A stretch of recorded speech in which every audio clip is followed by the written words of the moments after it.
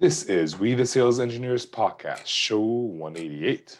Welcome to We the SEs Podcast, the show for sales engineers by sales engineers with your host, Ramzi Majaba. What's up, SE Nation? I am your host, Ramzi Majaba. Welcome to We the SEs Podcast. This is show 188, which means the show notes will be at wethesalesengineers.com/show 188. And as usual, I have an amazing guest today, at least in my opinion. I am biased. He's a guest on my podcast. And my guest goes by the name of Mike Atkinson or Michael Atkinson. I've only talked to him a few times and I feel like I've known him forever. A great personality, great person to talk with. And he is a principal sales engineer. We initially discussed what that means. Why is Michael a principal SE, and what does that entail in terms of responsibilities? So if you're interested in that, that's a topic right there. But we also dig in deep into the interview process from a principal SE's perspective. Interviews are hard, they're complicated, and a lot of people get involved in it. And a principal SE is usually involved, and he shares his knowledge with regards to interviews, some horror stories, some great success stories, who's been a good SE, what kind of backgrounds they've had, and who's been a bad SE, and what kind of background they've had. So we just dig in a lot into the interview process. We've had Akshat on the show. He's an SE manager at AWS, although I don't think he was one when we had the chat. We talked about what interviewees should be asking. Here we talk about the other side. We dig a little bit deeper about what companies are looking for in an SE and how an SE can prove his or herself to their hiring manager.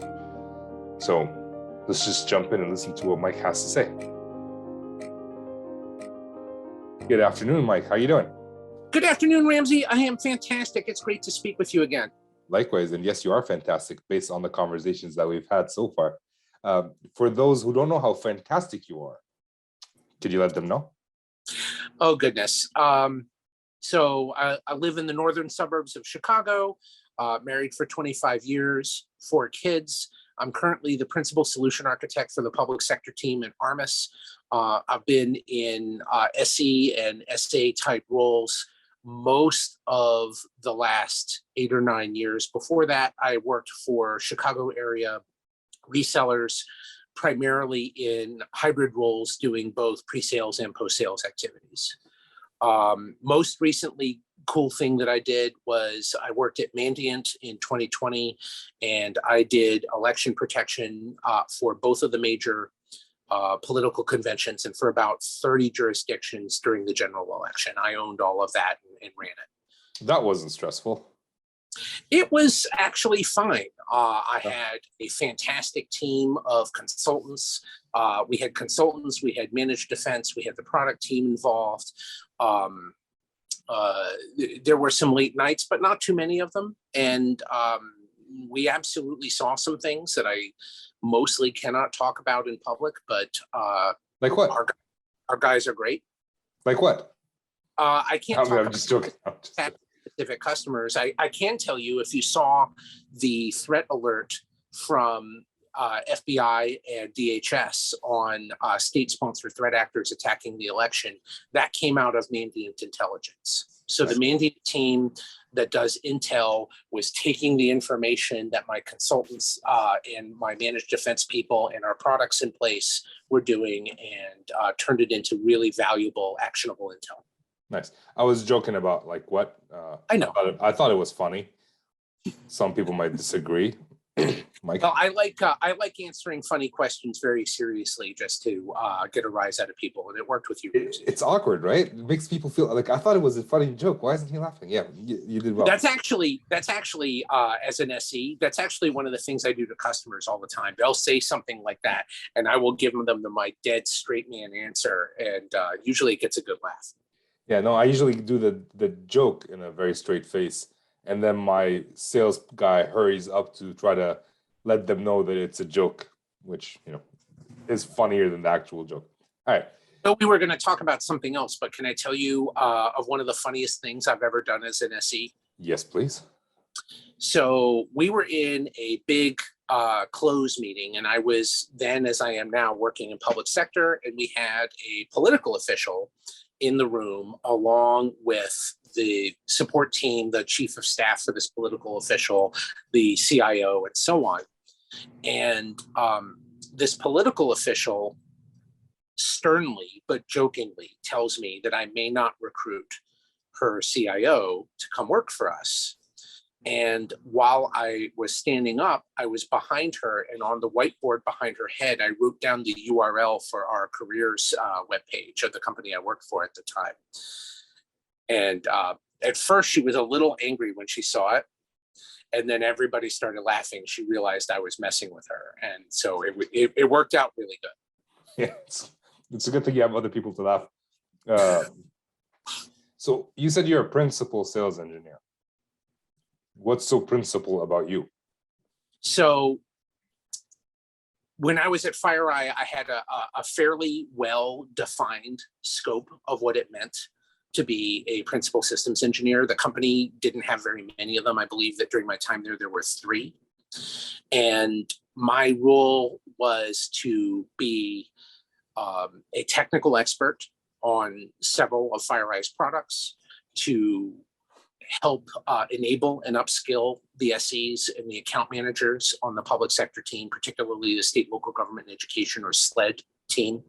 I spent most of my time in SLED there, as I am at Armis, getting people really, really good at our messaging and our technology and helping people fill in their gaps. And I worked strategic initiatives and strategic deals. And then finally, the VP of SEs worldwide had specific expectations about contributions that the principal SEs would make to the company as a whole that I worked hard to uphold. I've only been at Armis for 1 day short of 6 weeks. And I'm hoping that they hired me to do those same things because I feel like I'm good at them. So, Yeah. so far, I am still working to get up to speed on Armis technology. I've made some good progress in the last 6 weeks. I feel like I know our messaging pretty well, but I'm not doing all of those things yet. But I'm looking forward to doing it. Nice. Yeah, like if we talk about it, when there's a junior SE or a regular SE, they're usually focused on their own stuff, trying to keep their head above water. And the more senior they get just more responsibilities in terms of helping others, like how many people they help, how many products they have to be experts. And then when you're principal or staff, depending on the company that you work for, your circle of influence is just so much bigger. And you're basically offloading some of the management work. Is that accurate? There's some truth to that. I definitely helped the SE leaders with management tasks. The individual contributors would come to me as their peer, but their elevated peer, to tell me things that maybe they didn't want to tell management because they knew, frankly, that I had no problem standing up in front of management, telling them things they didn't want to hear. And they knew I was, I had no fear of doing that. So I could do that for them when they asked me to. I did a lot more interaction with product management than most of the SEs did. I had, frankly, more leverage with product management sometimes than most of the SEs did. And we worked on strategic issues, both with product management and strategic initiatives on the sales side. Nice. All right. I'm assuming you've interviewed people, because I'm not assuming, you actually told me that you interviewed people. And you said like over 200 SEs, right? I've been doing some thinking since I made that claim with you, and I think that's probably true. I'm pretty close. I think I've definitely interviewed over 200 people for technical roles, and in terms of tech sales roles, it might be less, but it was a lot. It was certainly well over 100. Do you enjoy interviewing other potential SEs or SEs for your company? There are several reasons I enjoy it. I enjoy talking to people. I enjoy talking to people I don't know. I enjoy making friends when I can. And frankly, I like making sure that we're adding to the team rather than subtracting from it when we hire people. I want the team to get better. I want to hire people who will help me be better. I want to hire people who will help me make money. And I don't want to hire people that will be a drag on the organization. Yeah, so I help people when they're doing interviews, and they ask me like, hey, if I'm talking to a fellow SE, what do they care about? They care about not having to do your work for you. Right? You're a net positive, not a net negative, which is basically what you just said. I've struggled interviewing other SEs, because I've interviewed a few, and some of the few that I interviewed, I give my recommendations to my boss, and then they go do the exact opposite. Right? So maybe that's the company that I worked for, whatever. But what influence do SEs, well, you're a principal SE, but other SEs have when it comes to hiring or not hiring an interviewee? Well, I will say that nowhere I've ever worked has the company hired an SE that I gave a strong thumbs down to. I'm reluctant to give a strong thumbs down to a candidate unless there is some glaring flaw.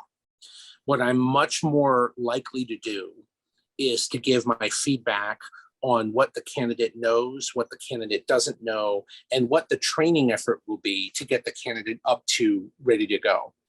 So if I can train a candidate, if I run across a candidate who needs no background training and just product and messaging training, that's and I don't find any other flaws, that's a fantastic candidate. If I find a candidate, and this has not happened often, but I found candidates who were fakes, candidates who told me they knew something and really did not. And that leads to what I think are the three biggest ingredients of a successful SE. And those are curiosity, drive, and integrity.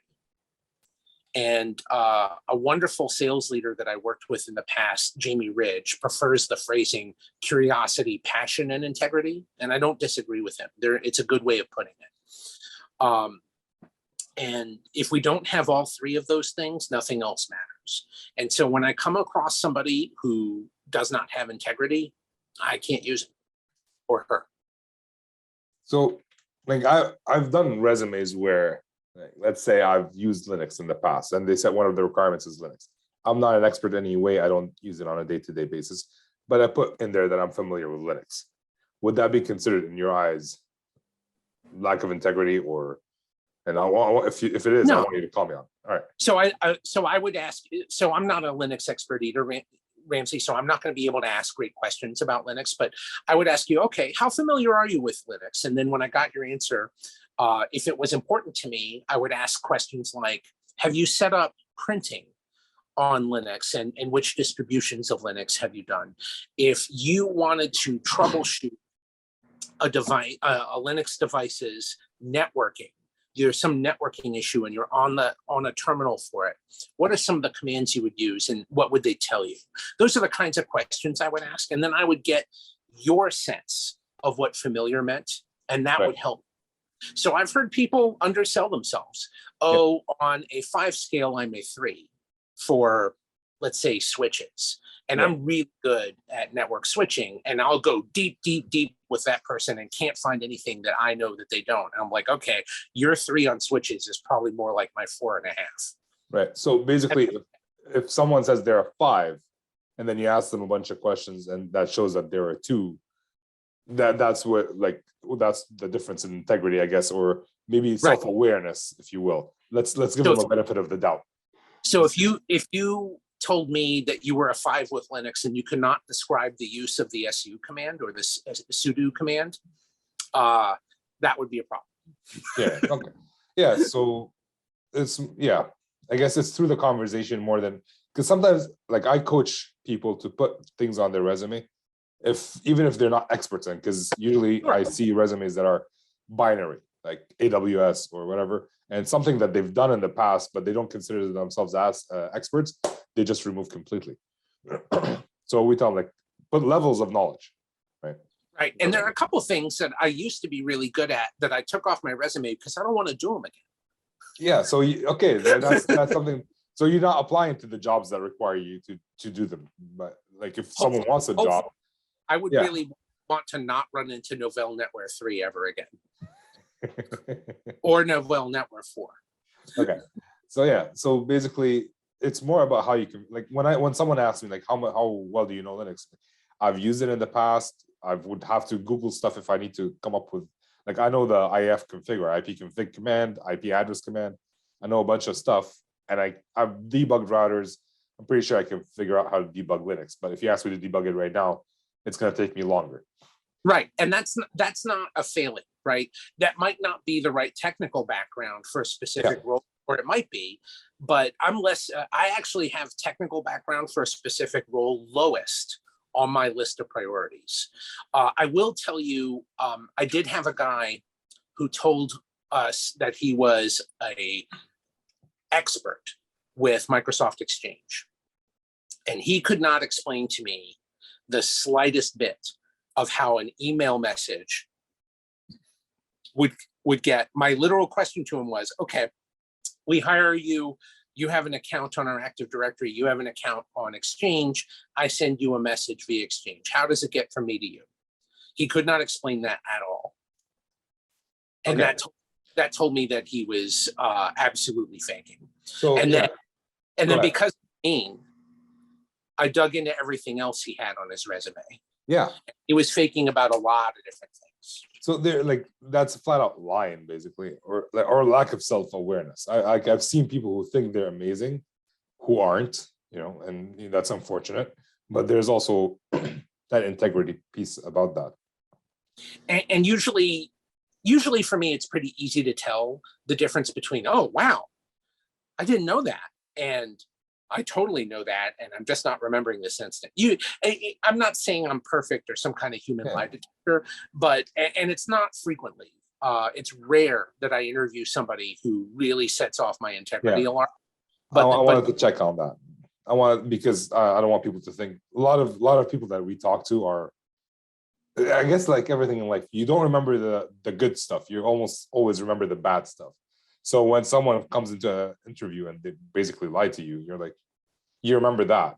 But if someone tells you the truth, like, yeah, that's expected. So most people don't do that, correct? I interviewed a candidate, and I won't talk about where I was working. I interviewed a candidate for an internal transfer from one team to my team. And the candidate was telling me about how they were not able to get enough time with the technology in front of the customer. And I said, oh, how much time have you spent on the demo lab? Because there was a demo lab environment. I really haven't gotten around to it. I was done with him at that point. I don't know, that felt like a lack of passion or drive rather than a lack of curiosity. But it might have been both. It doesn't matter. I was done. That was a candidate who did not move on in the interview process. Okay. So do your questions change when we're talking to like an associate sales engineer so what do you focus on when you're talking to different levels of sales engineers? So I do a bunch of different things. So the first thing I like to ask everybody is why they are an SE or why they want to be an SE. I want to hear what motivates them. And then I do this, and I do this no matter what level of person I'm interviewing. I do the very toughest technical screening that I can do. I do an extremely tough technical screening, and I do it to find the rare fakers and the more common people who get flustered in the absence of not knowing something. And I won't like dig deep into something that's, if somebody says, I don't know anything about email, I won't be asking them 100 email questions. I'll be asking them, all right, let me figure out if we're on the same page as what don't know anything about it is. Do you know what an MTA is? Right? If they can answer that, maybe we'll keep going. I don't use pressure tactics. I don't raise my voice. I'm very calm and thoughtful and polite no matter what. Pressure tactics, frankly, offend me deeply. And I think they're wrong in a professional setting. What do you mean by pressure tactics? I've seen interviewers yell at candidates. I've seen interviewers tell me that I showed up on the wrong day when I didn't. I've seen interviewers attack my my personal integrity. I've had interviewers say, "You're the wrong guy for this job. Prove me wrong," and stuff like that. Okay. And I don't do any of that. What I do, though, is if I launch a really tough technical screening, and I'm going to find out one of a couple of things. I'm going to find out that somebody that I'm interviewing literally knows everything I need them to know for the job, and that's going to be very handy. I try not to let that happen. Frankly, I try to make the technical screening too hard for that, because I've had time to research it. Yeah. The other thing that I might find out is whether or not that person is cool under pressure. If I can push them off of their emotional center by asking them questions politely, calmly, not rapid fire. If I can ask them questions they can't answer and it gets them emotionally worked up, that's kind of a problem for an SE, because we're always being asked questions we don't immediately know the answer to. And one of the best guys I ever gave my thumbs up to that we did hire, he was not particularly technical. He was much more of a sales engineer than a sales engineer. And I asked him a bunch of questions. I got deep into things he was good at. Well, he was good at some things, but he didn't know. The guy I'm thinking of, his name is John. He might be listening to this. Hi, John. Hey, John. He didn't know endpoint security very well, if I'm remembering correctly. Right. And we still ended up hiring him, and I still think that was a great hire. John and I are still friends, and I was calm about him not knowing that stuff, right, because he didn't lie to me at all. He didn't lose his cool in the slightest. He was cool as a cucumber throughout the entire interview, and that helped a lot. And there are a few other things I look for. I look for communication skills, especially storytelling. Storytelling is crucial for SEs, in my opinion. And if they don't know how to do it, they need to learn. Question about storytelling. Yeah. This is a question that I got when I was being interviewed by Tony Mose on his blog. Shout out to Tony, he's a friend. When you talk about storytelling, are we talking like you start with once upon a time? What are we talking about exactly with storytelling for those who don't know? It's got to be appropriate for your audience. So I have a short talk track that I have been using at Armis of a story of something we did last week in front of a customer. And it was about how we detected a threat and shut it down, because we detected the lateral spread activity, the reconnaissance and lateral spread activity from a wireless LAN controller. And then the Armis platform, having seen that, connected to the wireless LAN controller and commanded it to boot that client off of the wireless network. And that's a good story to tell a customer when we're talking about the appropriate moment, right? It's not something I would lead with, but if a customer says, "So tell me about how integrations work. Tell me about an integration that's cool," that would be a way to, just with a snippet of a story, make it stick in their heads. So there's a guy named Andrew LaCivita who runs Mile Walk. It's a resource and a company around helping people get work. He used to be a recruiter. He's now doing that. He's fantastic. And I use a lot of his stuff. And one thing he teaches in his book, one of his books, is communication is not just you correctly telling somebody something. It's also them correctly hearing it and remembering it. And the way people remember things is stories. Right. And so when I was one thing. Go ahead. I was just going to say, once we get an SE who can tell good stories, what they're telling the customer sticks in their heads, and it becomes a far more effective communication mechanism. And so, like, about that, I was sitting through a demo one time, and it wasn't my product. It was a different company doing a demo for us. And I got stuck on one part of the screen, and I completely missed out on everything else that person was talking about. And I felt bad, because as an SE, I want people to pay attention to me. But then I started thinking, like, is it my responsibility to pay attention to that guy, or is it their responsibility to keep my attention? And, some from A and some from column B. Yeah, but like it's their job to make it easy for me to stay with them, right? If I'm falling asleep, well, if I just didn't want to pay attention, let's put it that way, that's on me. But if I'm trying to pay attention, but then getting distracted by things that they're putting on screen, then it's really, their fault. So it's kind of going back to what you were saying.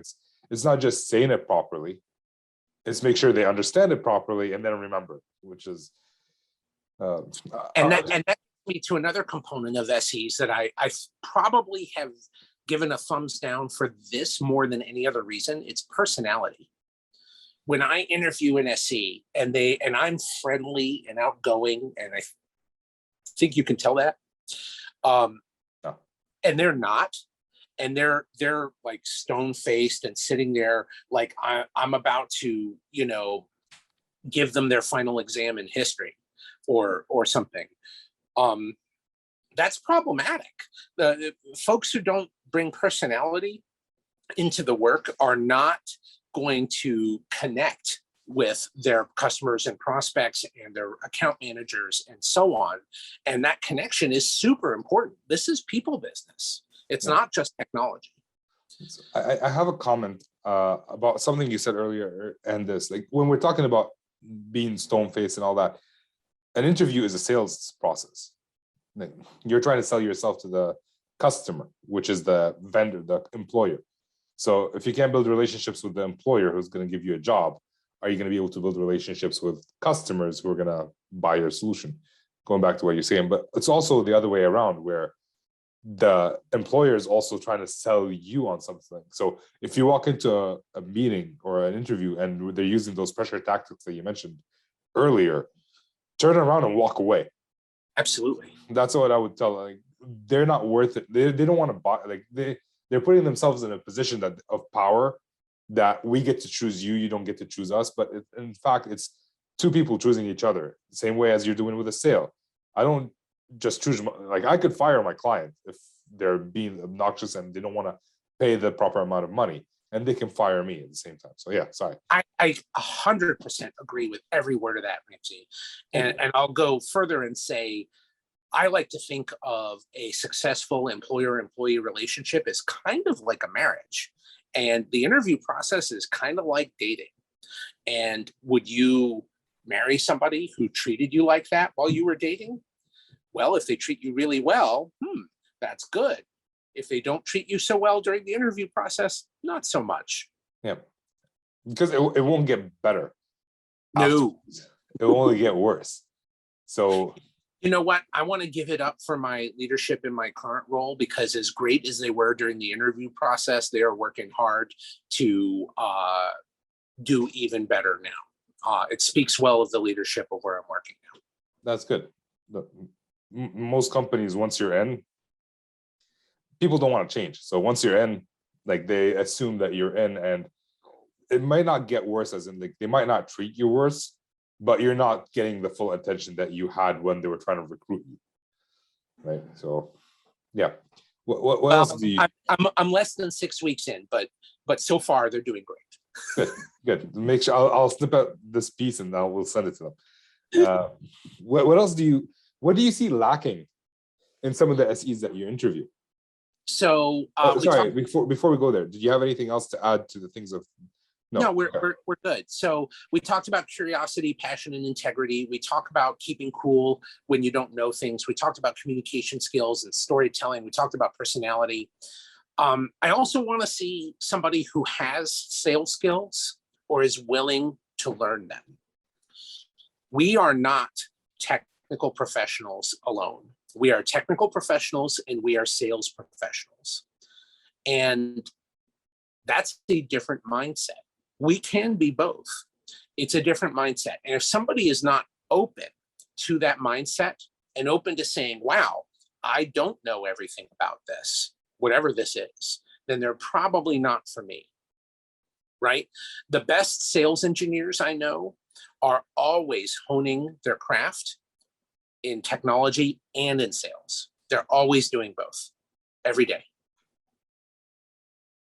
So if someone's brand new and they don't understand the sales process, mean, they can obviously take the course that I have, but if they don't, how can they prove to you that they are willing to learn the sales process and willing to understand it, and they understand that they're not just engineers? So I have a success story around that. All right. My close friend Bill, who definitely is watching this, hi Bill. I will. He had two flaws in his background for the role that we were interviewing him for. One is he was very strong in networking, but not very strong in cybersecurity. And two, this ended up being his first sales engineering role. He'd been a great engineer. He hadn't been in SE before. And I saw during the interview, I saw curiosity, drive, and integrity. I saw passion. I saw that he didn't get flustered when I asked him cyber questions he didn't know the answer to. He had great personality. And he came right out and told me, you know what?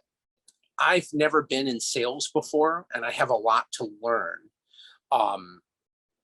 I would love to hear from you, Mike, some things that I could learn and how I could learn how to be really effective as a sales engineer. And I loved hearing that. And I argued with my boss. And I said, I think we should hire this guy. So sorry about that. That's my wireless network here at home that failed us, and I hang my head in shame. Well, if you hadn't said anything, no one would have known. I made it seamless. Well, I changed my back. Okay. I had to change the background, the angle of my iPad a little bit. All right. So in case anyone, we had some technical issues, we're back, and Mike was telling us a story, a success story. So Bill, I thought he was great. I thought he had all the right ingredients. Our boss was on the fence, and I said, I think we should hire him. I think he's the best guy we've talked to in the geography. And he said, okay, Bill is your project. You're going to teach him what he needs to know on cyber. You're going to teach him what he needs to know about our technology. You're going to teach him what he needs to know about sales engineering. And I said, his first day came around, and I said, Bill, I'm going to give you a ton of homework. I'm going to give you a lot of work to do. You're going to have a lot of learning. We're going to meet for an hour twice a week, minimum, and meet more often as needed. And we're going to work on that. And I gave him a pretty tough course in what he needed to know. And he put a massive effort into it. And he was worldwide SE of the year, the last year that he and I worked together on the SE team. And he earned every bit of it. He took down the biggest election protection deal in company history. He was fantastic. I'm glad to call him a friend and a former coworker. So what made Bill so special, like once after the training? Why was he the worldwide, I can't say that word, engineer of the year? He had a very successful run that year. Like his sales rep retired not long after that. Nice.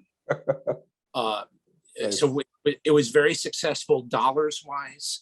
And he was doing all the other things, not just bringing in business, but he was supporting his teammates. He was being a positive attitude throughout the company. He worked with other parts of the company really better SE leaders I've ever worked with. It was the worldwide SE leader of FireEye, Brad Arnold. And Brad likes to say that SEs are the glue that keeps everything together. If you're listening to this, Brad, that always stuck with me. So Bill was the glue. He kept everything together. He was very detail oriented, but also able to sell in front of the customer and do detailed as well as overview professional technical selling. Nice. We had a bunch of other great guys on the team. There were other guys that we hired that probably should have gotten SE of the year in different years and did not. But Bill was the one that won it that year because of, in no small part because of that deal, those deals. Let me guess, Bill did not retire shortly after that. He's still working because we don't get paid the same amount, but whatever. We do not get paid the same way account managers do. And also, I believe his account manager was rather later in career. Yeah, I'm not complaining about it. Like, I don't want to do the thing. Well, actually, because I'm a hybrid, I end up doing the things. I don't want to be doing the things that I have to do right now. I got a call today from a friend who moved from being an SE to being an account manager. He wants to go back to being an SE. I never wanted to become an account manager. And I kind of like, oh, you're a good sales engineer who knows how to talk. Here, sell some stuff. But anyways, that's a different story for a different day that I'm dealing with internally. I've noticed that a lot of companies have a lot of interviews in the process. What have you seen, and what's the ideal number? The part that confuses me is, aren't companies trying to close that deal as fast as possible?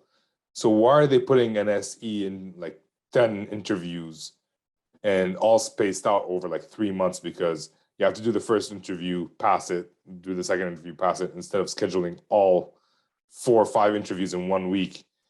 And if you're not passing one interview, cancel the rest. What are your thoughts around that?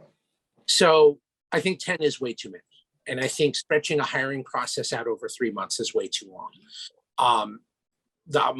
And I know that not every SE leader agrees with me, but here's my position. You're right. The most important thing that SE leaders do is hire the right people. The most important thing that they do. And usually the right person, in my opinion, we figure that out within 2 to 3 interviews. And then all the rest of the interviews are confirmatory so that everybody is held accountable for it. In my opinion, that's not the right way to do it. Hold the SE leader who hires the person accountable if they were wrong, and move on. I did several interviews for my current role, but they were all in 1 week. Very, very fast, all done remote. And 2 things came out of it. I learned that I really wanted to join this company, and obviously they hired me. Yeah, that's the thing that I've noticed, that like there's an easy solution to it. I'm gonna have to interview the SE manager, 1 or 2 or 3 SEs, and salespeople, VPs, whoever. Just schedule it all in the process and make it as tight as possible. And then if the SE doesn't pass one of these interviews early on, cancel the rest. Don't do like an interview and now, all right, you passed this, let's go find you the next person to talk to. Okay, they liked you. Now let's talk to the salesperson. They liked you, but now let's schedule. And that's how it takes. Oh, this guy's on vacation, that person's on vacation. Now it's taking longer to finish. So that's what I meant by, like, I'm exaggerating a little bit, obviously, for effect. I've seen every bit of that. I don't think that's an exaggeration, at least from my experience. Yeah, like the 10 interviews, some of them might have been informal, some whatever, but there's a lot of interviews and it takes a long time to get an SE. And that's happened to me where I was interviewing to do 2 different places, and one took 3 months and one started after I started interviewing with the other company, and they closed the deal in like 2 weeks. And at that point, I'm like, sorry guys, I can't risk not taking that job, so I'm just gonna take that job. Thank you very much. I would say 2 weeks is pretty close to the maximum time that I feel like is appropriate. I've gone longer. I'm willing to go longer for the right role, but 2 weeks is about the most that you can expect in a tight job market where there are way more open roles than there are people who are appropriate for them. Yep, I agree. It's hard to find SEs. It's hard to find people with a strong technical background who are even willing to learn sales skills, much less have sales skills. Who don't hate the concept of sales. I worked with a fantastic guy when I was in the partner space. And I said, you should really be a sales engineer. He goes, I cannot even begin to express how much I hate doing any kind of sales. I said, then you should not be a sales engineer. And I'm okay with that. Well, I don't think they understand the concept. Also, like, I worked with engineers within my company who hate salespeople. And I keep reminding them, like, that you make the product, which is great, but someone has to sell it so that you can get paid your salary. We're keeping the lights on. Well, I mean, it's a symbiotic relationship. If they don't have a product, we can't sell it. If we can't sell it, they can't make a product. So I'm going to have to politely disagree with one piece of this. I've absolutely seen salespeople sell things that didn't exist. oh yeah. But then they actually have to deliver it. That's most salespeople sell things that don't exist. I like. My favorite thing to say when I'm spinning up a new SE on how to deal with that is anti-gravity belts. We have those in stock. Those are shipping right away. If you catch your rep doing that, you need to stop the rep. I've had a rep like, oh, we can sell you this, and like that doesn't exist. We'll make a package deal. We'll sell you two different things, and we'll make them work together. That it doesn't work like that. We'll figure it out. Like, no, we won't. If you want to figure it out, you figure it out. I'm gonna move on. But yeah, I absolutely had that happen. I had the president of a reseller I was working at demand that I do something, and I said, I'll do what you're telling me to do, but I'm not going to do it in the hours that you said. Right? It was a professional services engagement. I said, you tell me what to do, and I'll do it. You can tell the customer what the dollars are, and that's between you and the customer. That's fine with me. But in terms of the hours, if you tell me to do this 100-hour job in 10 hours, I'm going to say no. That's not something I can do. Yeah. That president did not like that. Yeah. I've seen most salespeople that I've worked with do a form of that. They sell things that don't exist, and then they turn to their SEs like, we have to get this done. Like, yeah, I don't like you're asking me to build the product that doesn't exist. I can't do that. And then we end up talking to product management, and if it's a big enough deal, something might or might not happen. But right. I've seen it with a lot of salespeople, and frankly, that might be a good thing. Like I'm hesitant to do that, but a lot of salespeople, when they do that, they drive innovation from our end. So we have to listen to our customers. We have to listen to our prospects. We have to know what they want, and but we also have to have the fortitude to tell them no. Yeah. You're not a good fit for us. If what you want is not what we do, that's okay. And that brings me to another thing that I gave away. I don't even know how many copies. I'll be right back. We'll get to that in 1 second. Okay, we'll get to it when you're ready. Well, we have to jump onto the not so fire round, and one of the questions is about what you would do that. But all right, let's start with the not so fire round. These are the same 4 questions I ask almost every guest, and because you're a guest, I'm going to ask you these questions as well. Ask away. Number 1, what do you love about sales engineering? I like the puzzles behind it. I like the technical puzzle, the business puzzle, the people puzzle. I like putting it all together, solving it, and making it work. I like helping my coworkers be successful, and I really like commissions. Commissions. Who doesn't? Yes. Yeah, that's the best part. I was talking about it today. Like I wrote a video. I filmed a video, published it on YouTube, and one of the cons, I'm warning, like sales engineering isn't for everybody. And one of the cons we talked about was commission. Because the concept is like, oh, I don't want to slash my salary and then have it affected through commission. And my thought was, it's not really a con, because you can negotiate a base salary that's equal to your current salary. Yeah. And everything you make is gravy. And so yeah, I love commission. Absolutely. Yeah. Right. Second question of the not so fire round. What would you change about this role? Being an SE or my current specific role? Being an SE in general.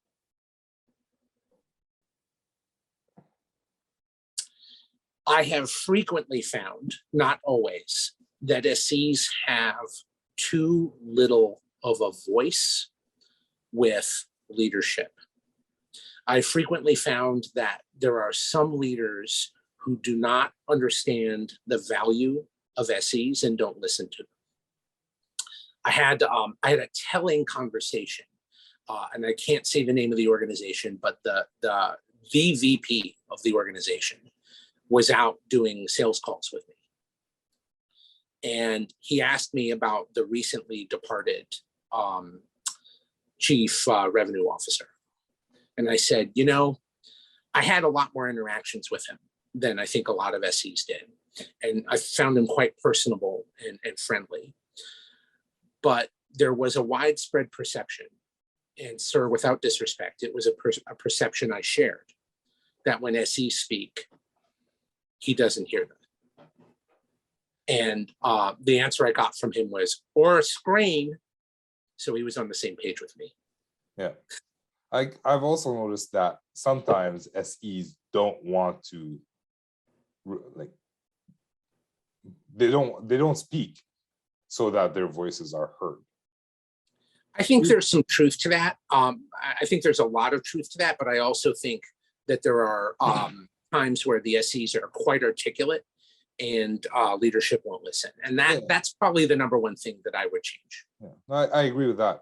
Like, as an example, like, I talk to my SEs that I work with right now, and I tell me what you need so I can fight for you, because we're having some difficulties understanding certain things. Like, I tell them, like, I have a voice.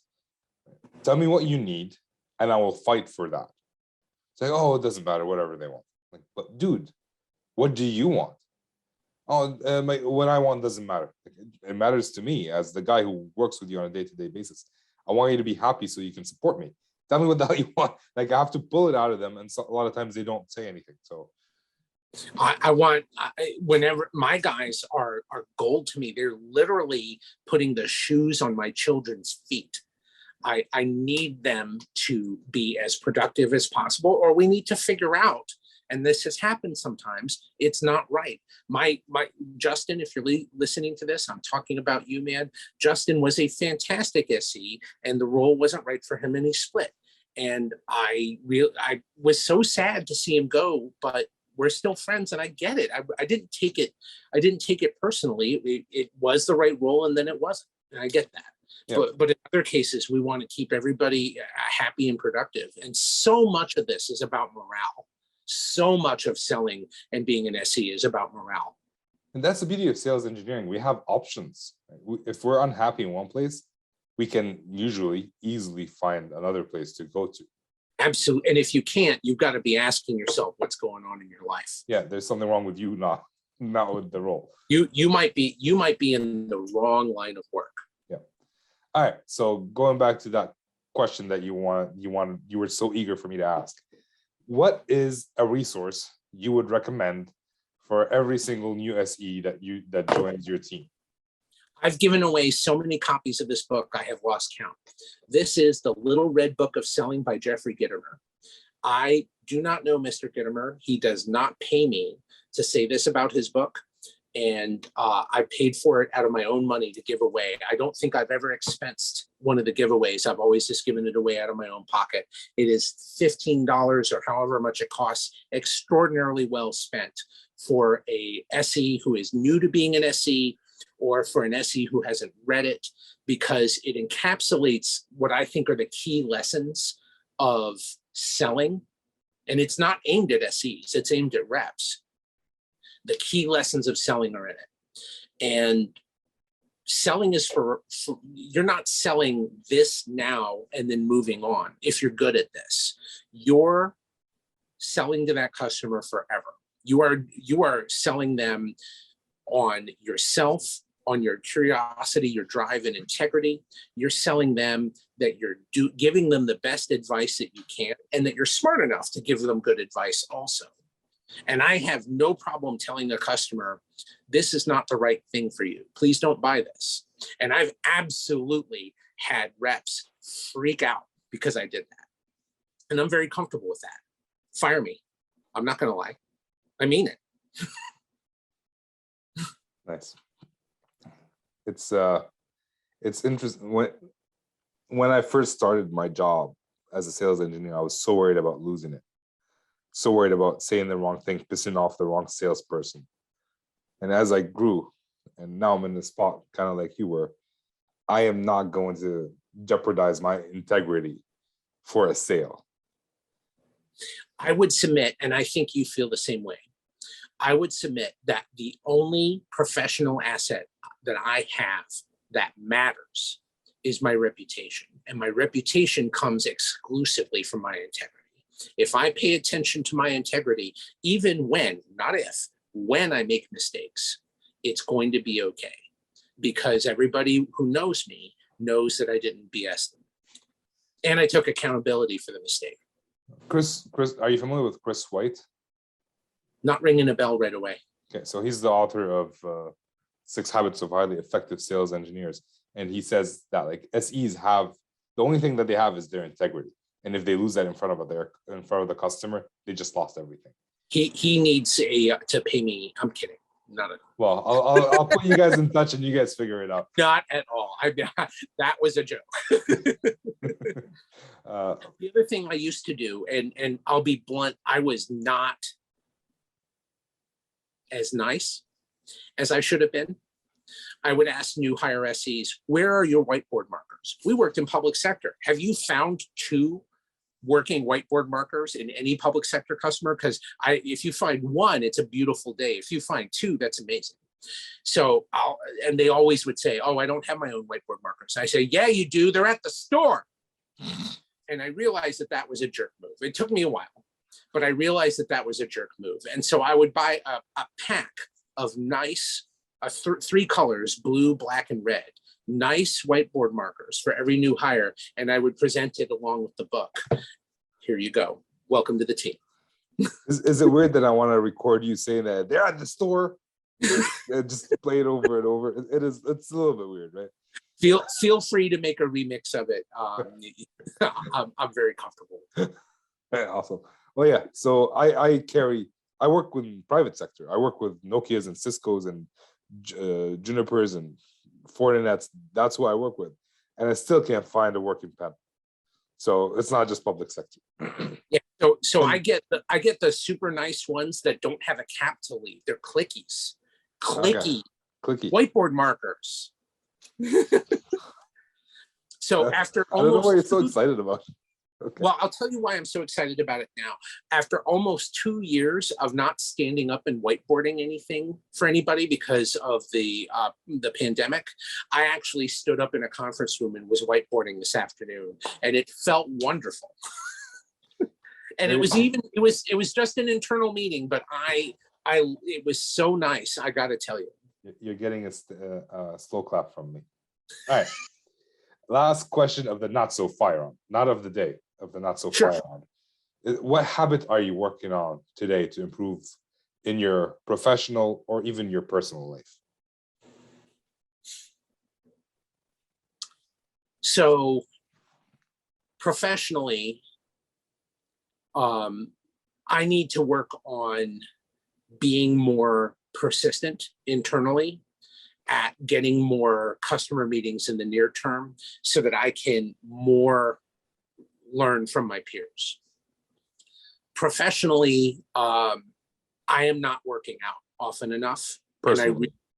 Personally. I'm sorry, I said professionally. Personally, I am not working out often enough, and I really need to fix that. And I've been making some improvements there, but I really want to be working out a minimum of 3 times a week. And if you are watching this and you don't think that impacts your work, you're wrong.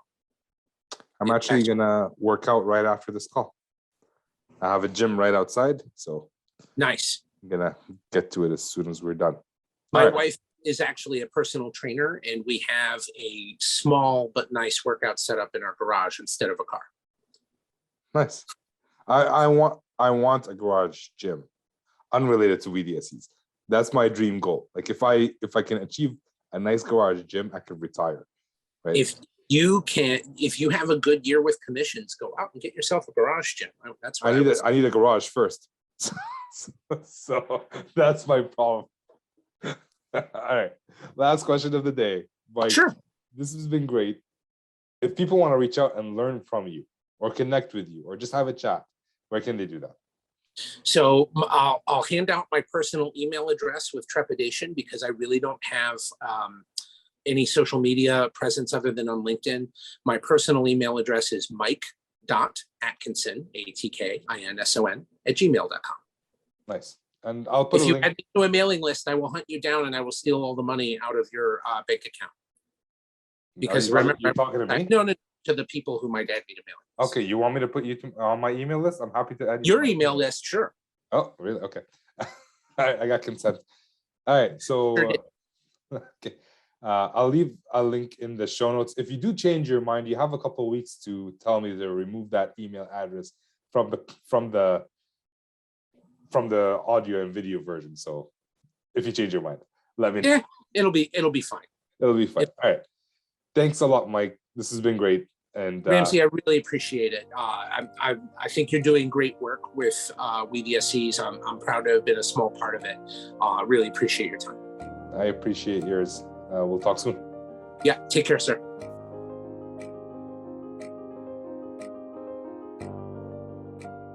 And this brings us to the end of the show. Thanks, Mike, for coming on. And as usual, thank you for listening.